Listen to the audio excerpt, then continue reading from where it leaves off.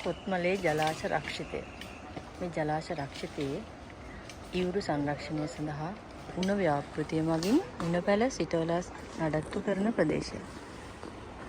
මේ ප්‍රදේශයේ දැන් බොහෝ කාලයක සිටම මහාමාර්ගයේ ගමන් ගන්න එහෙමත් නැත්නම් වෙනත් ප්‍රදේශවලින් ඇවිල්ලා ජනතාව මේ ස්ථානයට අනවසර විදියට එයාලගේ කසල ටික බැහැර කරලා යනවා.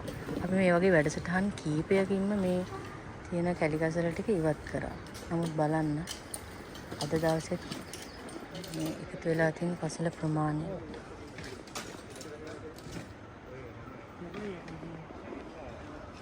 මේ කොත්මලේ ජලාශය දෙසට ගමන් කරන උලපනේ සිට ජලාශය දිගට ගමන් කරන පුස්සැල්ලා මාර්ගය.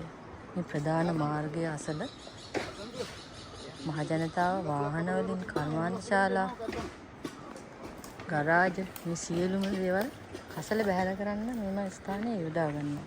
අවස්ථා කිහිපයකම අපි ජනතාව දැනුවත් කරනවා. ප්‍රාදේශ සභාව මගින් දැනුවත් කරනවා. නමුත් කිසිම ප්‍රතිඵලයක් නැහැ. මෙවර අපේ යෝජනාව මේ කසල ටික මෙම ස්ථානයෙන් ඉවත් කරලා මෙම ස්ථානයට කසල බැහැර කර නොහැකි ආකාරයට වැටක් සවි කිරීම සහ දැන්වීම් පුහුරු යෙදීම.